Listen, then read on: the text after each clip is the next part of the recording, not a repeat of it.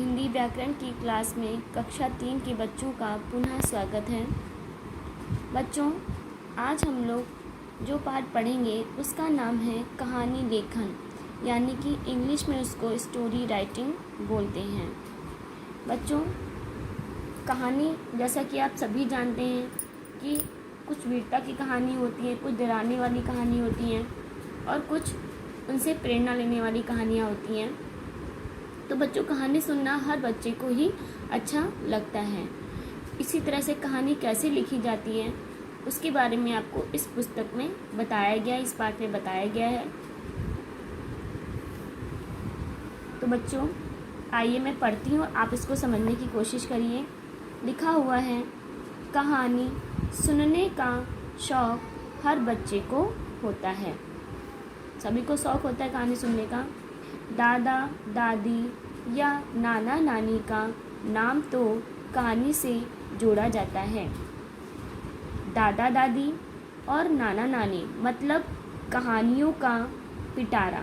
जैसे बच्चों, अगर आप दादी के घर में हैं तो दादी लोग और या बाबा आपको कहानी सुनाते हैं, और जब आप नानी नाना के घर जाते हैं तो नानी या नाना में से जो भी आपको कहानी सुनाते, दोनों में से कोई एक कहानी आपको सुनाते हैं जिसके पास समय होता है।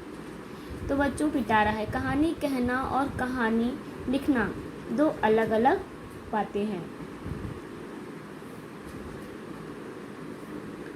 कहानी कितनी रोचक और मनोरंजक है, यह कहानी सुनने और पढ़ने वाले के भावों से जाना जा सकता है।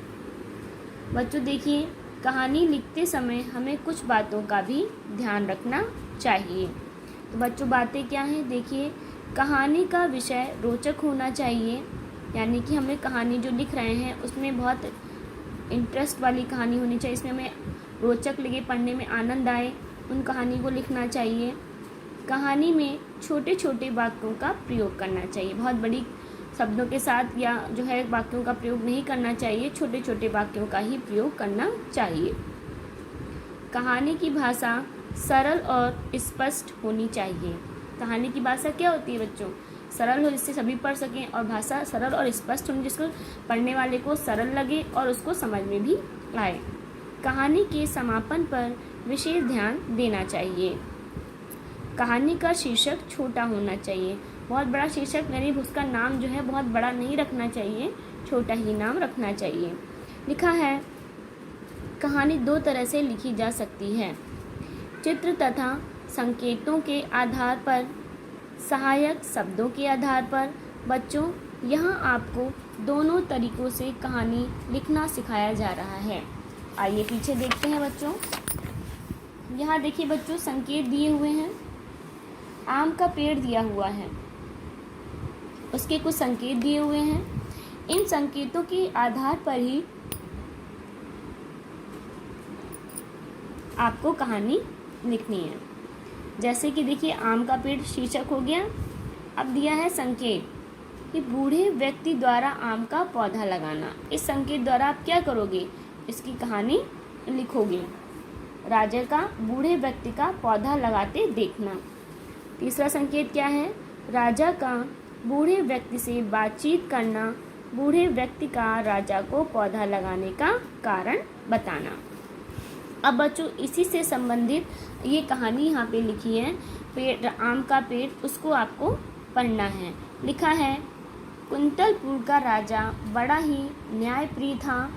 वह अपनी प्रजा के सुख दुख का ध्यान रखता था। प्रजा भी उसका बहुत आदर करती थी। एक दिन राजा अपने राज्य में घूमने निकला। उसने रास्ते में देखा कि एक वृद्ध एक छोटा सा पौधा लगा रहा है। राजा हैरान होकर उसके पास गया और बोला, यह आप किस चीज का पौधा लगा रहे हैं? वृद्ध ने धीमे स्वर में कहा, आम का।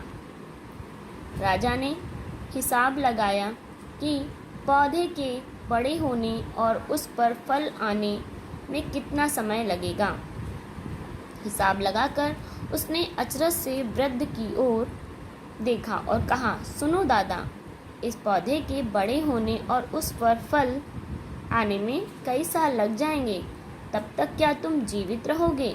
ऐसे कि आप देख रहे हैं बूढ़े बाबा लगा रहे हैं, तो राजा के मन में एक संदेह हुआ कि ये पौधा तो लगा रहे हैं, लेकिन इसका फल क्या ये खा पाएंगे? इनकी इतनी उम्र हो गई है और इतने बूढ़े हैं, तो क्या ये फल खाने के लिए जीवित रहेंगे? कई साल लग जाएंगे, तब तक क्या तुम जीवित रहोगे? वृद्ध ने राजा की ओर देखा। राजा सोच रहा था कि वह वृद्ध ऐसा काम कर रहा है जिसका फल उसे नहीं मिलेगा। वृद्ध ने कहा, आप सोच रहे होंगे कि मैं यह काम क्यों कर रहा हूँ। जिस चीज़ से आदमी को फ़ायदा नहीं पहुँचता उस पर मेहनत करना बेकार है। लेकिन यह भी तो सोचिए कि हमने दूसरों की मेहनत का इतना फ़ायदा उठाया है। दूसरों के लगाए पेड़ों के कितने फल अपनी ज़िंदगी में खाए हैं। क्या उस कर्ज को उतारने के लिए हमें कुछ नहीं करना चाहिए? बच्चों, उनकी भी बात सही थी। उनका कहना था कि अभी तक इतनी उम्र तक हमने दूसरों के पेड़ के फल खाए, अब मैं एक पौधा लगा दूंगा, उसके फल होंगे तो कई लोग खाएंगे, मैं उनका एहसान उतार दूंगा।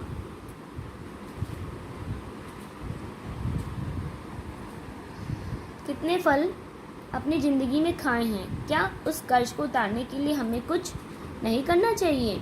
क्या हमें इस भावना से पेड़ नहीं लगाने चाहिए कि उनके फल दूसरे लोग खा सकें? जो केवल अपने लाभ के लिए ही काम करता है वह तो स्वार्थी होता है। बेटा बिल्कुल सही बात कही। उनका कहना ये था, मैं पेड़ लगा दूंगा, इसमें फल आएंगे, अगर मैं जीवित रहा तो मैं तो खाऊंगा ही, और अगर नहीं रहा तो मेरे द्वारा लगाए गए इस पेड़ से जो फल आएंगे वो अन्य लोग भी खा सकेंगे। और जो इस चीज़ को नहीं सोचता है वो स्वार्थी कहलाता है। वृद्ध की यह बात सुनकर राजा प्रसन्न हो गया और आज से उसे कुछ ज्ञान मिला था। अब बच्चों देखिए, इसी तरह से दूसरी स्टोरी दी हुई है, सहायक शब्दों के आधार पर कहानी लिखिए। जैसे कि बच्चों ये दिया हुआ है, फुटबॉल, अलमारी, बरामदा, छलांग, वातावरण, बागीचा, ट्रक, टायर, नाला, शरीर, सिलाई, प्रसन्न, कुआं, बाल्टी, किक, पेड़, अवसर, प्रेम। तो बच्चों देखिए लिखा है, इसको पढ़ते हैं। काफ़ी समय से अलमारी में रखा। देखिए बच्चों सहायक शब्द जो दिए हैं, फुटबॉल, अलमारी यहाँ पे आ गया है। इन सहायक शब्दों को लेकर आपको कहानी लिखनी है। देखिए आपने यहाँ पे यूज़ किया फुटबॉल और अलमारी। काफ़ी समय से अलमारी में रखा फुटबॉल बोर हो चुका था। बहुत दिनों से अंशुल उसे खेलने के लिए नहीं ले गया था। अतः एक दिन फुटबॉल सैर करने के लिए चुपचाप उछलकर नीचे आ गया। बाहर का खुला वातावरण देख उसे अच्छा लगने लगा। जब वह सड़क पार कर रहा था तो एक ट्रक के भारी भरकम टायरों के नीचे आते आते बचा। चलते चलते उसे एक नाला दिखा। वह सोचने लगा, अगर इसमें गिर गया तो मेरा चमड़े का शरीर फूल जाएगा, इसलिए सिलाई ढीली पड़ जाएगी, फिर मुझसे कौन खेलेगा। वह वापस कॉलोनी की तरफ चला। कॉलोनी में मोती नाम के कुत्ते ने उसे पकड़ लिया। मोती के नुकीले पंजों से फुटबॉल का बुरा हाल था। किसी तरह वह मोती से छूटकर भागा, परंतु आगे गहरे कुएं में जा गिरा। एक बूढ़ी स्त्री ने बाल्टी डालकर उसे निकाला और धूप में रख दिया। थोड़ी ही देर में फुटबॉल ठीक हो गया। वह दौड़ता उछलता बागीचे में जा पहुंचा। तभी बागीचे में खेल रहे दीपक ने दौड़कर उसे उठा लिया। वह उस पर बेरहमी से किक मार रहा था। फुटबॉल को अपने नन्हे मित्रों से ऐसे व्यवहार की आशा नहीं थी। फुटबॉल किसी तरह जान बचाकर भागा और घर पहुंचा। अंशुल ने उसे देखा। उसने फुटबॉल को साफ किया और अलमारी में रख दिया। अर्जुन के प्रेम को देखकर फुटबॉल की आंखों में आंसू आ गया।